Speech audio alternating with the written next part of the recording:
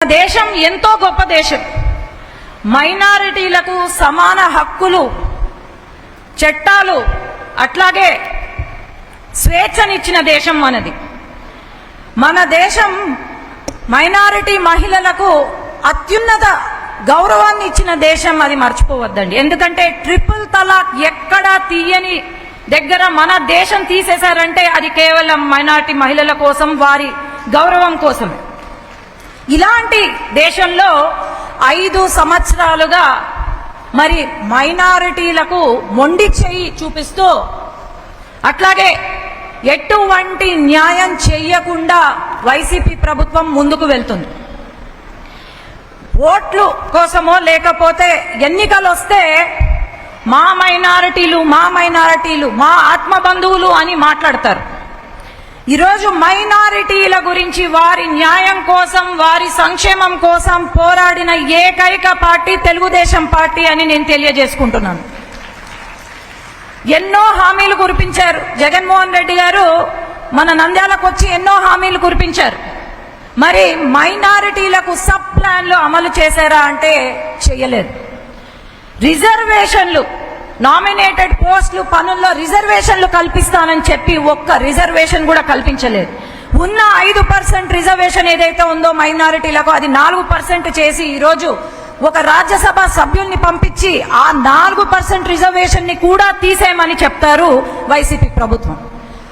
ఈనాడు ఉర్దూ యూనివర్సిటీలు ఏవైతే ఉన్నాయో అవి తెచ్చింది కూడా చంద్రబాబు నాయుడు గారు తప్ప ఇంకెవ్వరూ లేరు.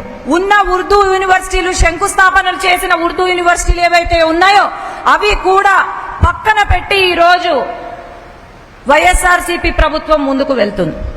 అట్లాగే ఉర్దూని 2వ లాంగ్వేజ్ గా, భాషగా మార్చిన ఏకైక వ్యక్తి చంద్రబాబు నాయుడు గారు. ఈరోజు మన విదేశీ విద్యను అందించారు. మరి వైఎస్ఆర్సీపీ ప్రభుత్వంలో ఎంత మందికి విదేశీ విద్యను అందించారో చెప్పండి. తెలుగుదేశం ప్రభుత్వం హయాంలో మసీదులను కాపాడుకున్నారు, వక్ఫ్ ల్యాండ్లను కాపాడుకున్నారు. ఇచ్చు భూమి కూడా కబ్జాకి గురి కాలేదు. కానీ ఇక్కడ వక్ఫ్ ల్యాండ్ అన్ని కబ్జా పాలైనాయి. దర్గాకు సంబంధించిన ల్యాండ్ అన్ని కబ్జా పాలైనాయి. ఏమన్నారు అన్నాడు? మైనారిటీకి సంబంధించిన భూములను రీసర్వే చేపించి డిజిటలైజ్ చేస్తానని చెప్పి ఈరోజు ఒక్కటి కూడా డిజిటలైజ్ చేయలేదు.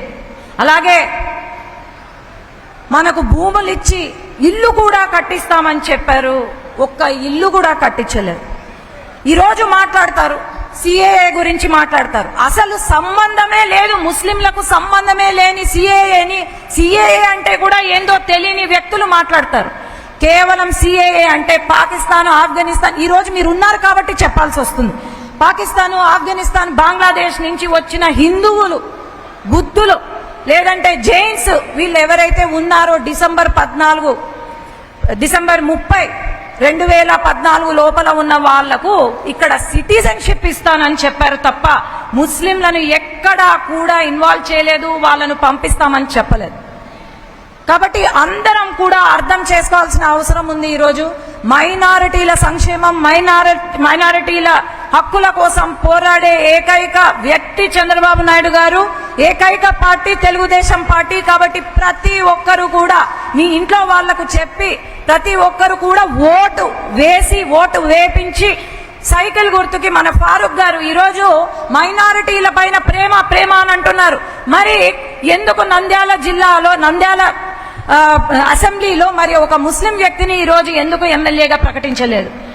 అదే గుర్తించి మన తెలుగుదేశం పార్టీ అధినేత ఫారూక్ గారిని ఈరోజు ఎమ్మెల్యే అభ్యర్థిగా పెట్టారు. ఒక చిన్న సమస్య వస్తే వేలాది మంది ముస్లింలు వస్తారు. మరి ఫారూక్ గారు మీలో ఒక మనిషి, మీ కుటుంబంలో ఒక మనిషి. కాబట్టి ప్రతి ఒక్కరు కూడా ఫారూక్ గారికి మద్దతు పలికి, అలాగే ఎంపీ అభ్యర్థిగా నాకు మద్దతు పలకవలసిందిగా కోరుతున్నాను. ధన్యవాదాలు.